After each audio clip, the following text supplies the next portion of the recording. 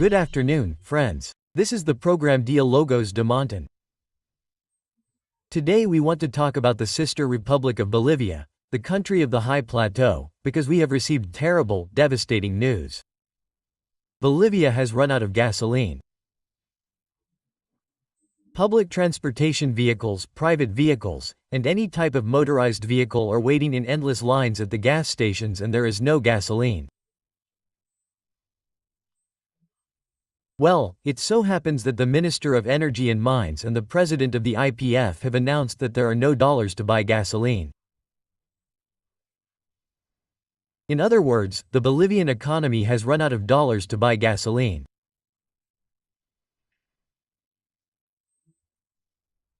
And considering that Bolivia, in general terms, is supplied with more than 80% imported diesel, more than 50% gasoline, the situation is dramatic.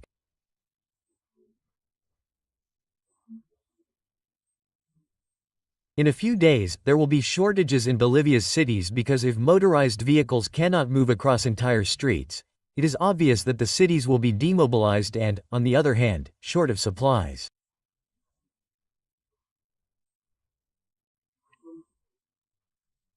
On the other hand, the lack of transportation and mobility will have a dramatic impact on the economy in general, on economic growth or on the lack of growth. Well, this is the result of the import substitution model. This is the result of protectionism with subsidies, of statism with subsidies. Because, in addition, it should be noted that Bolivia has not only lost its gas industry with the nationalization of Evo Morales in 2006. Since 2014, gas production began to fall, and shipments abroad began to decline, because there were simply no new explorations in Bolivia due to the nationalization, due to Evo Morales' adventure, right?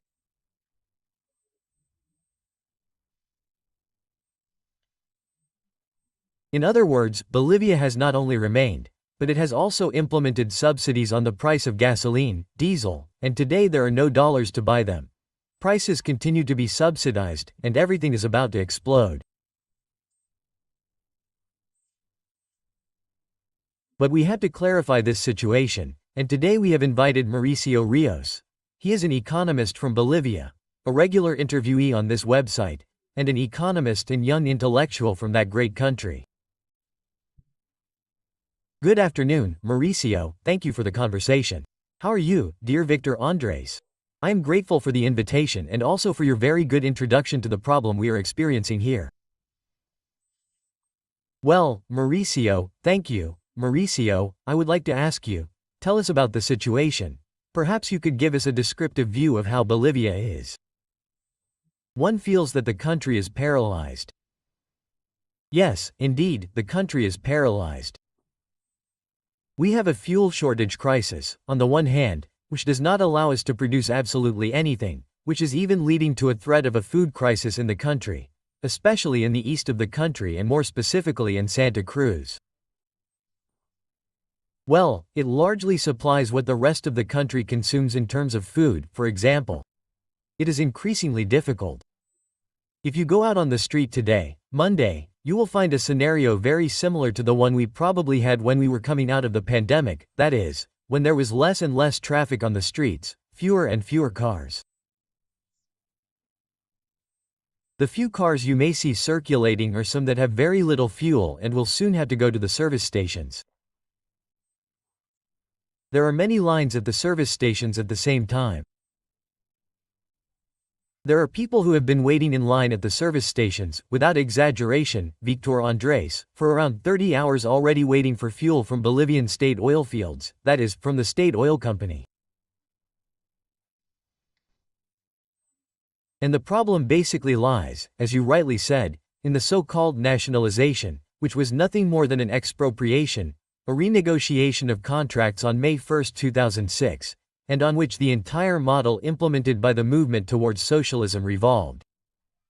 What has been happening up to now? Since the nationalization, as you rightly said, we have also finished destroying the hydrocarbon sector in the country.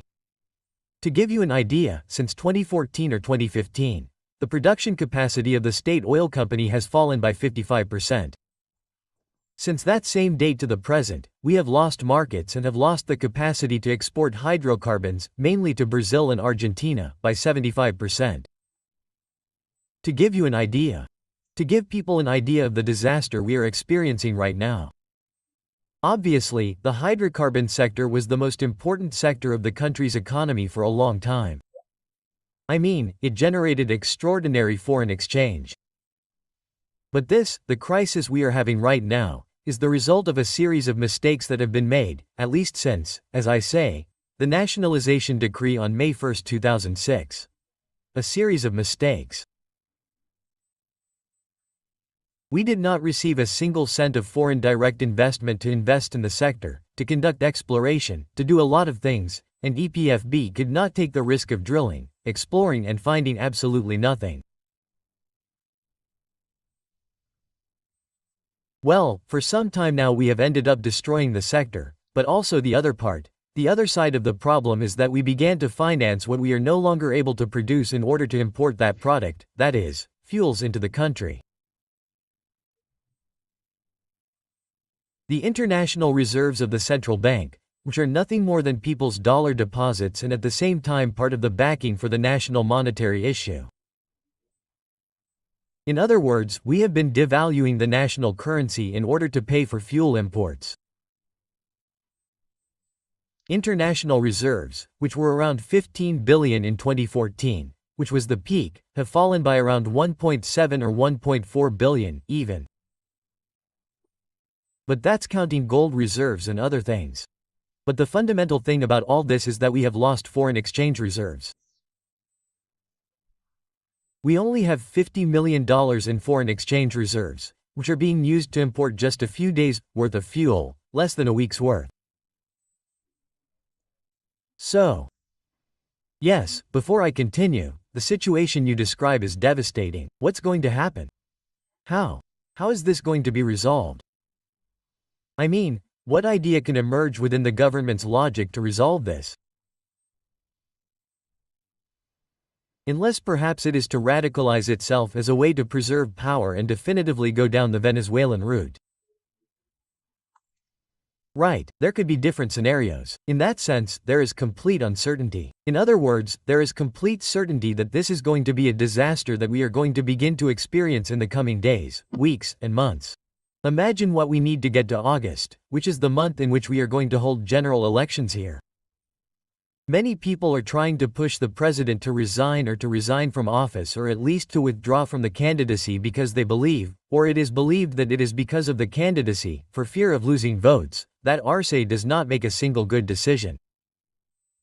Last week they announced a series of measures, 10 specifically, that do not address, not by any means, the causes of the problem and that only distract people from what exactly the problem is. Let's see, if we wanted to solve this problem, the first and least we should do, contrary to what the government claims, that it is due to lack of financing, lack of income, is to cut structural public spending. That is, to stop as soon as possible, first of all, the flight of foreign currency, the main reason why the international reserves of the Central Bank of Bolivia are falling and why people cannot withdraw their dollar deposits from the banking system. So, first, let's stop structural public spending, and that implies, allowing people to import fuels, because up until now only YPFB can import fuels freely, but at the same time we need to cut the subsidy for hydrocarbon consumption, at the same time, that is, remove price controls, because no one in their right mind in the private sector would dare to buy fuel abroad at international prices and have to sell it at prices similar to those in the country. Mauricio, what you're saying is that if diesel and fuel subsidies are eliminated, which are around 50% of international prices or a little less, right? 40% of the international price. I think it's on average 0.53 per gallon and should be around 120. If subsidies are eliminated and prices are freed and standardized with international prices, the private sector could, let's say, solve the problem, the fuel deficit. In the very short term, yes, in the very short term there are only two paths. Importing what we no longer produce with money from the private sector or starting to produce here. The second option requires a very ambitious structural change, not only in the hydrocarbon sector, but in the entire energy sector, in the country's entire energy sector, because around 81% of the country's energy depends on gas production or the capacity to produce gas in the country.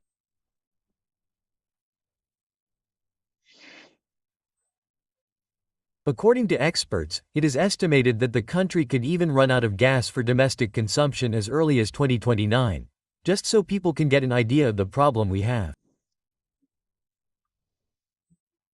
Starting to produce fuels today requires very ambitious structural reforms and, of course, it will take a long time. So, the practical thing to do in the very short term is to leave YPFB aside and stop it from getting involved in managing the production or import of fuels in the country. That the private sector, which does have dollars, not necessarily the banking and financial sector, but it does have dollars, both under the mattress and abroad, should take charge to deal with this debacle, as you rightly say, in the very short term. And one more thing, to try to offer people a bit of certainty. It would also be interesting because people are demanding it, they are beginning to demand it, that the candidates step forward and say whether or not they are going to lift the subsidy on hydrocarbon consumption because this is no longer possible. The candidates are avoiding that question and prefer not to say whether they are going to lift the subsidy gradually or overnight. How interesting what you point out, Mauricio. It is a lesson for the Bolivian people and for all the peoples of Latin America, isn't it? How subsidies lead to the consumption of a state's resources and ultimately to the elimination of the product or good that is subsidized to its disappearance, isn't it? That is the choice that this collapse of this model of import substitution of subsidies in Bolivia is leaving us with.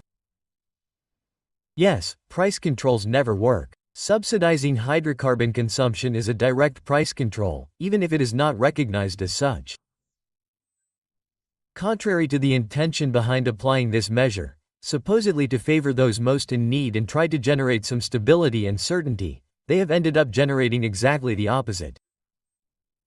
They have ended up impoverishing the country, they are ruining precisely the poorest, those who have nothing. This is translating into a very significant increase in costs, not inflation, which is something different. They are suffering a very strong price readjustment. To give you an idea, the import of fuels into the country should be around 1,150 Bolivianos, and right now we are subsidizing its consumption within the country. Also answering your question and comments from earlier, around 340, probably 370.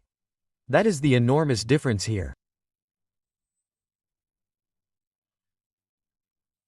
So, to try to cover that gap, the government is trying to implement price controls on the basic family basket.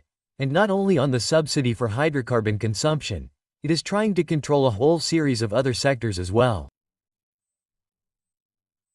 And the most paradoxical thing about all this, Victor Andres, is that part of the measures has to be the liberation of exports and the government restricts them. Interestingly, one of the most affordable sources of immediate dollar procurement is the liberation of exports of a whole series of products. But, to make matters worse, with the controls on hydrocarbon subsidies, the market has been depleted, and those who could export no longer have the capacity to continue producing. The great contradiction and paradox. For example, what products are they referring to that are restricted by these controls? Soy, for example, soybean exports, which are very strong in the country, and meat derivatives, which are also very strong. Come on, the entire eastern part of the country, the entire agricultural sector is very strong and very competitive.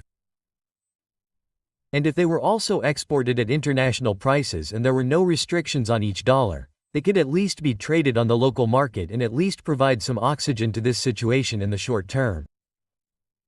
There are many other measures that are necessary for the banking, financial and credit sectors.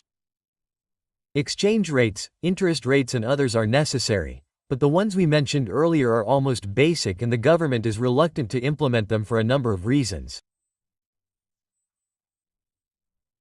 Earlier you mentioned the possibility that this is actually on purpose, that the crisis is a deliberate policy, to either play the victim and say everything was fine, but it was due to a conspiracy by the opposition and the citizens themselves, like in 2019, at the end of 2019, when Evo Morales was overthrown. And now they are also overthrowing us.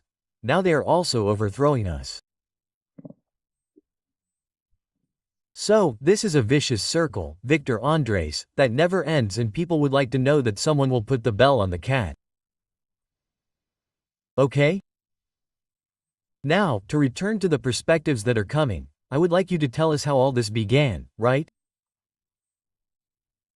And perhaps the most significant example is the nationalization of hydroelectric power. Arguments, right? This was in 2006, right? Evo Morales, this IPF was in charge of production, IPF was in charge of marketing the entire product. The companies were maintained, but fulfilling a subsidiary role with respect to IPF, without possibilities of marketing abroad. And well, the model began to consume the gas because there were no new explorations. The private sector did not want to take risks. IPF did not have resources, and it was a time of prosperity in which Bolivia appeared with 4% of GDP, 4.5. It appeared as the alternative model of the left to Venezuela's failure. I even remember that in Puno there was envy for domestic gas connections, right? It was envy. Look how with gas, why don't we do that with gas in Peru? So, tell us this story about this topic that is very significant because it is like a class, right? For Latin Americans, for Peruvians, for Bolivians. Tell us how this tragedy came about because of gas. Mauricio, it starts a little before what you mentioned, right? It starts with the socialist movement. Let's first look at the evil neoliberal model in the country in the 90s, or that began in the mid-80s, precisely as a result of a very severe hyperinflation crisis at that time. Very ambitious first-generation structural reforms were made in the 80s.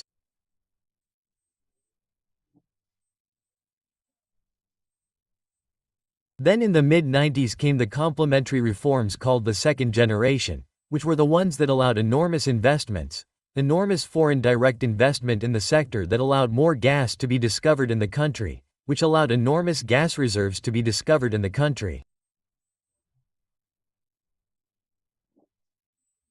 This was in the mid-90s, as I say, and with previous work from decades before, at least in the 70s, markets were opened, markets were first developed, and then the Brazilian market was opened and conquered to export gas there. But the amount of gas that Bolivia had at that time was so large that there was the possibility of exporting it to California, to give you an idea.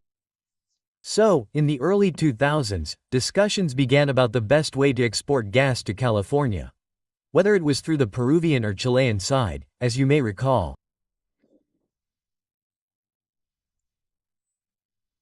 This created, or rather, allowed the people to create an excuse, if you will, for the opposition to begin an attempt to overthrow Sánchez de Lozada. First, in February 2003, they failed. They tried to take advantage of a mistake by Sánchez de Lozada by increasing taxes. In other words, the liberal Sánchez de Lozada that we had known in the mid-80s and mid-90s was becoming a Keynesian. Even his government plan was called, Works with Jobs. So, since there was a lack of growth at that time, he came up with the idea of implementing new taxes to try to revive the economy that had come out of a crisis in 2021. Do you recall the devaluation of Brazil, the devaluation of the peso in Argentina, the Samba effect, the Tango effect, etc.?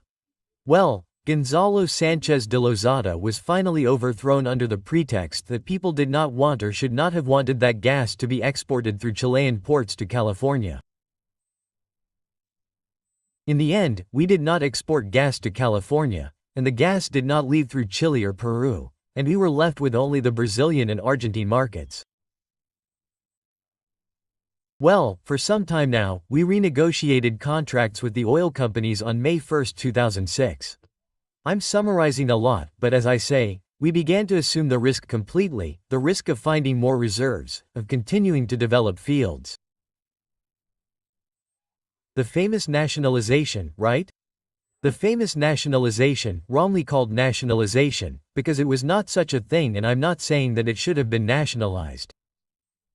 In reality, things should have been as they were with Law 3058 of 2005. That was the law that actually granted the country extraordinary resources with contract renegotiations and other things. I'm not going to go into details, but for some time now, as I say, we've been left with unexploited gas underground.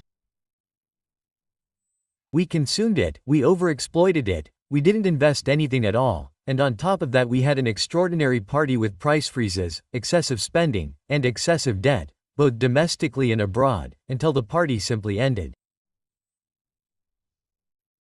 Victor Andrés, in other words, what Castillo's party in Peru envied about Bolivia was nothing more than an illusion created by 21st century socialism, which was nothing more than the same model as Venezuela, the same model as Argentina and Brazil, which had already destroyed their economies long before the international fall in commodity prices. That is to say, we have made exactly the same mistakes as the countries mentioned, Venezuela, Brazil and Argentina, only that we were at a different stage, and the exact same thing ended up happening to them with Roosevelt. Do you remember that Brazil fell into one of its worst economic crises since the Great Depression, and then Bolsonaro came along and, well, we know the story, the pandemic and so on. It also happened in Venezuela, it also happened in Argentina and so on. The big difference with what is happening, for example, in Argentina is that here there is no militia. There is not much hope for the opposition to make the most appropriate decisions, such as the ones I already mentioned, such as ambitiously cutting structural public spending. They are talking about cutting public spending by just 2 to 3% of the gross domestic product, when what is really needed is a very ambitious cut of 30 to 40%, why not 50%? But also, Victor Andrés, considering what that implies, what that cut implies, which is the abolition of the plurinational state and, furthermore, the definitive burial of the political constitution of the state, which brings to life the plurinational model of Arce, Catacora and other friends of the movement towards socialism. I am fully aware that that is what it implies, and that is also what I want. So, people have to start realizing that this is inevitable. If we really want change, if we want to solve the problems that are very critical, of real debacle in the country, everything happens by abolishing the national state. Okay, Mauricio, that is very clear. Now, I would like to ask you, what do you think the government is going to do and what speculations exist in this regard? Because it seems very difficult that it will free fuel prices and remove subsidies and allow the private sector to resolve the shortage.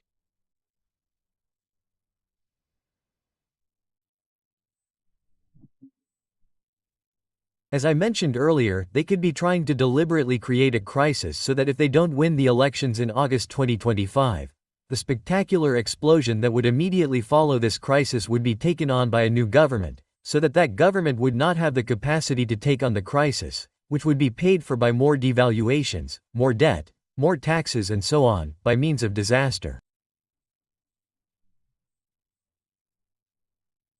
And that finally, whether it's Arce Catacora, Evo Morales or anyone from the movement towards socialism, they would come and say, look, things were better with us in government. That would also mean a great risk for the majority, wouldn't it? Because a leader could come, even if he's not a visionary, wouldn't he? There is no opposition to the government of the majority. The opposition is divided, it is very fragile, there is no sign of an opposition. Yes, right? Well, let's hope that in the next month or so, a month and a half, this situation will be much clearer, or rather, much clearer in relation to the opposition being much stronger. At the moment, some pre-candidates, let's call them that, let's say, who clearly had no chance of becoming candidates and also being elected, are resigning. Some are resigning in favor of characters that one would not have thought of or had not previously thought of who they would end up supporting, and others are simply keeping quiet. But we still have to wait. There is a very small waiting period, about a month and a half.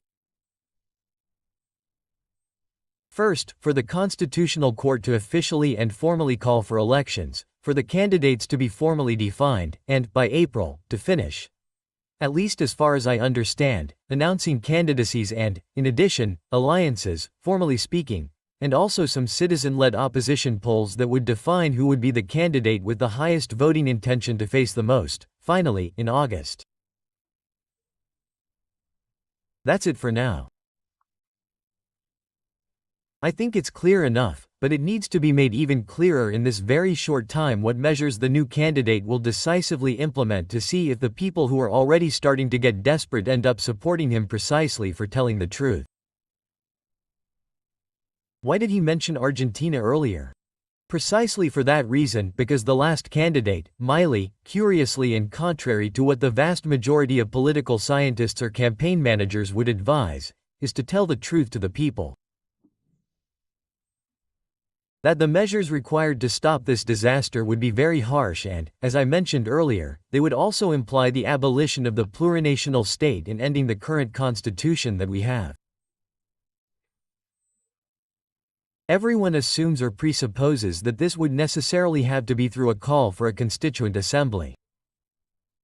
I say no. There are other ways too. Which ones am I going to keep to myself for now, and I promise you that we will discuss them in this same program, but we are facing that. Victor Andres, Mauricio, and Arce Catacora's candidacy. Is Evo's candidacy ruled out? It also seems that Evo is no longer a candidate. Not necessarily in this country with such weak or outright destroyed institutions. Anything can happen. Arce Catacora could still be a candidate, even though his popularity couldn't be worse. Although he could still continue to fall, that's the truth, but Evo Morales, everyone says he couldn't run, but he has an heir named Andrónico Rodriguez, who is the president of the Senate, who represents the coca growing sector and, therefore, the Evo wing of the movement towards socialism, who is rumored to be the new candidate to eventually favor Morales himself, but no one knows. That is to say, although Andrónico Rodriguez could be a new candidate, no one knows who he would end up favoring. He could well be Arce Catacora's candidate too, but no one is quite sure about that. The thing is, if you think about it, Andrónico Rodriguez could be the lesser evil within the greater. In other words, people would choose anything over Evo Morales or Arce Catacora, given that the opposition is lacking ideas and concrete plans to address the crisis, right? For now, there are some technocratic ideas to address the crisis in the short term, but in terms of ambitious plans to restructure the country from the roots, I mention the plurinational state again, there is nothing, or at least people do not dare. The candidates do not dare to say anything like that. Now, the armed forces are too controlled by Cuban intelligence, as happens in Venezuela, or they have a level of autonomy or they can play an interesting role, let's say, in favor of the citizenry in a way out of this crisis that seems to be. I would not dare to say anything very profound about it because I am not an expert in the matter directly. I wouldn't dare say that the latest demonstration we've had from the armed forces has been of what the armed forces could or couldn't do in the country, given the economic crisis. That's what happened in the middle of last year, you'll remember, with this coup attempt that was nothing more than a circus, against Arce Catacora. There wasn't, a single element of a coup d'état, really, which is what Arce Catacora claims. It happened in the middle of last year. Well, much more than that, I don't know. I don't know if there would have been a coup d'état if Arce Catacora met, as has also been rumored lately, it wouldn't be in favor of the vice president or the president of the Senate, that is, Choquehuanca and Andrónico Rodriguez, respectively, so that the military would finally call elections in August and take charge of the situation in the very short term. I have no idea, I don't know if that's going to happen. There are many rumors about this and I wouldn't dare say much more because it would probably confuse people even more and it would be irresponsible of me to start speculating on the subject. That's all I can say on the subject. Okay. Finally, I would ask you for an image, a forecast of what's going to happen with the economy. Most likely, everything will be paralyzed in the coming days, in the coming weeks. Cities will run out of supplies and companies will stop producing. This will continue if the government doesn't call on the private sector to resolve the issue. Look, Victor Andres, if I had to choose one element to illustrate what's coming soon, it would be inflation. That's what I fear the most, because there are too many voices saying that we have to continue devaluing the national currency, and that will do nothing but continue pushing up price inflation. And it will continue to put pressure on the exchange rate. To give you an idea, in January and February, the monthly inflation rate in Bolivia was 3.24%. That is a higher monthly inflation rate than in Argentina, which is less than 3%. And if we continue with this rate of devaluation and price increases, inflation by the end of 2025 could easily reach 46%. The accumulated inflation rate through February is 13%.